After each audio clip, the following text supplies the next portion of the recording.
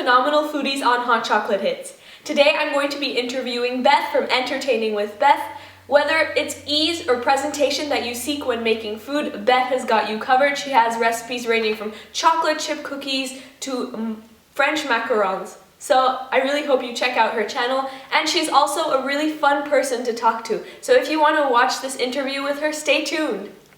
So my first question to you is, where does your background in food and cooking come from? Sure. So my love of cooking and food really comes from my family. So I grew up in a family that loved to entertain and have people over. And my sister and I were always sort of the wait staff for my parents when they would have these big parties. And we saw how much, joy it brought them and how much fun entertaining could be. And then when I was 15, my first job was in a bakery. And it was during Thanksgiving time when, they were desperate for help. So I was able to get in there before I was actually legally working age.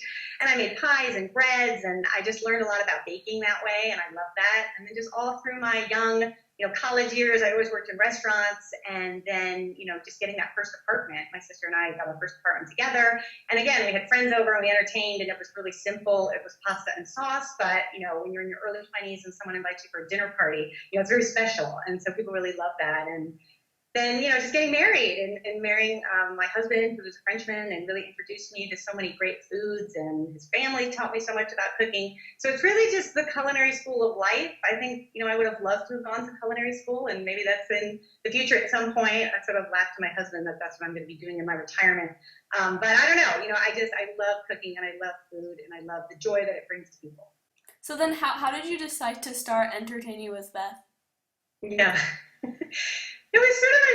It was something I fell into. So a lot of people don't realize this, but I actually do have a day job. So the channel is something that I do on the side. My day job is running programming for Culinary, which is another big channel everybody should subscribe to. And it's also an MCN. So we also represent the top channels across lifestyle.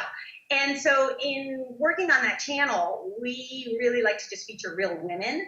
And so, to kind of prove a point one day, I said, hey, come to my house. I'll show you we can shoot 7 a day. Let's just test it. And then those segments ended up airing on Kin. And then another thing we wanted to try was long form content. And again, my crew was like, oh, I don't know. Can we really do a 20-minute episode? And I was like, yes, we can. Come to my house. I'll show you how to do it. And then it just sort of snowballed from there. And we started doing these long form entertaining specials. We did about 19 of them. And people really seemed to like them. And that's when I sort of went to my boss and said, you know what? I think there's something here for entertaining. I think people really like this content. Let's see if we can move people on YouTube. Like, can we move an audience? Could I actually launch another channel and, develop a community there? And so we did that, and I did that for about a year, and I was lucky enough to have the community crew coming and shooting my content and having it look really great. And I got to about 50,000 subscribers, and Kin really helped me get there. And at that point, it was like, okay, now, I'm on my own, and I had to kind of figure out how to shoot and edit and, really do it like all YouTubers are doing it. And then in about 6 months, I got to about 100,000 subscribers. And at that point, the channel was making enough money where I could hire the community crew back to shoot the content. And now I'm editing it. And hopefully, every month if the channel makes a little bit more money, I can afford to farm out the editing, 2 episodes here, 3 episodes there. So hopefully one day I want to get to the point where I'm farming out the shooting and the editing, and I can just concentrate on the best part, which is cooking. So then would you say the hardest part is just kind of the editing and that kind of stuff, the technological part? Yeah, it really is. I mean, especially for me, where I am as low tech as they come. It took me years to figure out how to get the photos out of my iPhone. So I am not a technically savvy person like a lot of YouTubers. So that's been a huge learning curve for me. But I'll also say it's been really empowering. It's really great to be able to do something that's really intimidating, that is taking you out of your comfort zone, that you can actually figure out. And it's just sort of giving me confidence that, right, I can do this. I can do this. So yeah, it's a huge learning thing for me too, because I don't know anything. I didn't know how to film videos and put them together before either. So yeah. I think everybody starts out like that. Mm-hmm. On YouTube. It's sort of like where you cut your teeth. It's sort of where you get the badge of courage. And it sort of tests you. Okay, because I've had some spectacular snafus where I've recorded things without sound, or I've done a whole food demo and the camera wasn't on. It just helps you become a better producer, I think. Yeah. So then, since you spend a lot of time in the kitchen, what's your favorite utensil to use? Oh, that's a hard one. I think you can get a lot done with a wire whisk.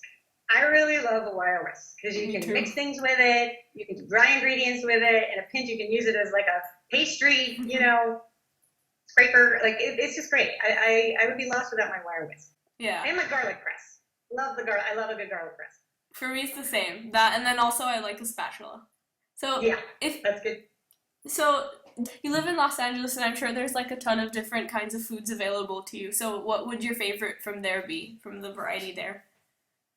Oh, I love all Mexican food. Like I'm a real Mexican food junkie. I think, growing up in Connecticut, there was like one Mexican restaurant in the whole town, and it wasn't even that good looking back. And here in California, you can get everything from really fine Mexican food to, little food trucks to those little stands, in the deep part of the valley that nobody knows about. Like I love that part of it. Like I love Mexican food. So if you had to eat like one last supper, what would it be? Oh, God. That's a hard one, too. Okay, one last supper. Probably pizza. Something Italian. I don't know. But my comfort food is anything with tomatoes. So pizza or pasta with red sauce or chicken parmesan, something like that. So what's your favorite recipe that you've filmed on your channel so far? Oh, God. That's another good one. I think I have favorite recipes. Like, I love the recipe, and I may not, love the video, because it might be, the time when I was shooting it myself, and the quality is not so great. And then there's favorite videos. Like, I think for me, I love the apple tart video, because I think it was just shot really beautifully, and the editing's really wonderful, and that's credited to, one of my DPs and editors who's awesome, Cody, who does that, and he did a really awesome job on that video.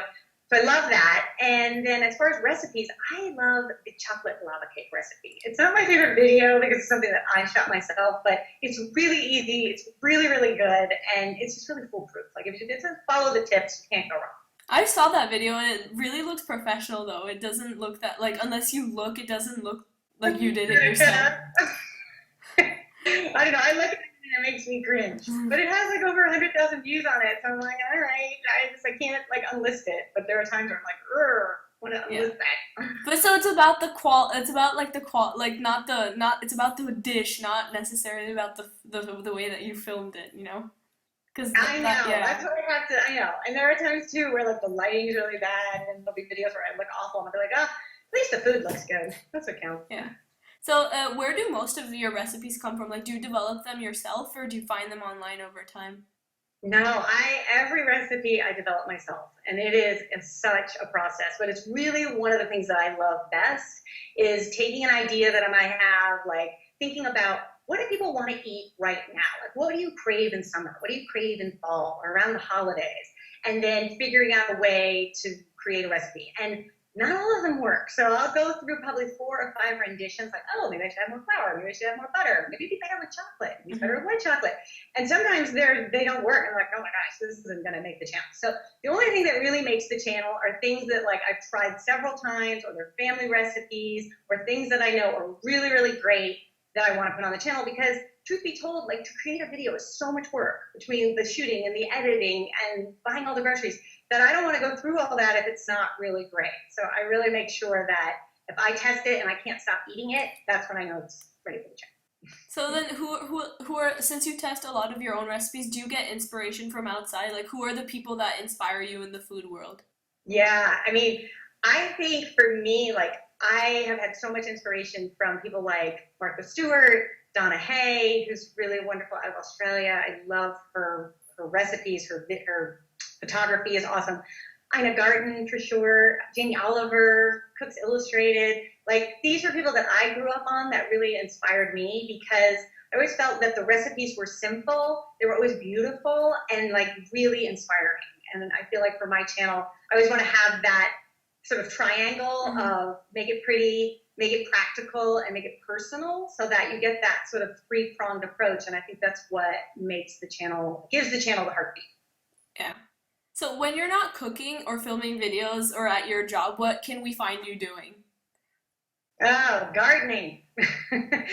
That's my other love. So out this window, or is it that window? This window. Here, can you see that out there? Hello. There's the garden out there. I have a pretty extensive vegetable garden. So, sorry, here we are. Is that better? Yeah. It's fine. It's fine. So we bought this house as a foreclosure. It was a total disaster, and I had pneumia for like 3 months, and I sat at this very kitchen table. Yeah, it was awful. I sat at this kitchen table. This was before I had my channel, before I even worked at King Community, and I was looking out this window, and it was just a big dirt patch. And I kept thinking, you know what would be really great is if that was a vegetable garden. And I just sat there eating my little soup every day, thinking of this like beautiful vegetable garden. And then one year for Mother's Day, my husband like just made it happen. We just like had a little cocktail napkin, and he's like, I think it should be this. And a couple of guys arrived and helped us dig up all the yard, and we just put in this garden. And it's really just been such a passion of mine, because it's like having a grocery store right out your kitchen door. And so I love on the weekends to get the kids out there, and we'll weed or we'll plant things. And California is just the perfect weather for growing vegetables. So it's really where I spend a lot of my free time. Oh, that's so nice. So what role does your family play in your channel? Yeah, well, I always have to laugh, because a lot of YouTubers are lucky where they have like the boyfriend or the husband who's like helping them and shooting, whatever. Yeah, I don't have that. My husband has said he is extremely supportive with tasting everything. So he will taste everything. My kids will taste everything. He will also take our kids for the day when we shoot. So I shoot once a month. We do 5 recipes. So it is a long day. It's a 12-hour day. And I do this on the weekends. And my poor kids, you know, my husband like packs them all up, takes them off to the beach, takes them to my parents' house. Like, we have a fun-filled day. But, you know, he is exhausted when he comes home, because he's been with the kids for 12 hours. But, you know, he's really supportive that way. But, yeah, it's pretty much me and my very talented crew and, you know, my friends at King Community that all sort of help and support the channel. Mm-hmm.